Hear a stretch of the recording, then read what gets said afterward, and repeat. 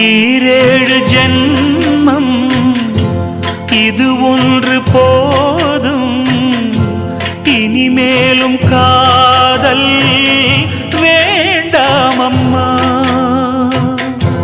சுகம் வாங்க போனே சுமை தாங்கியானே, இனிமேலும் பாரம் தாங்காதம்மா. எங்கே உன் வீடு அங்கே உன் வாழ்வு, நலமாகத்தானே நான் வாழ்த்துவேன்.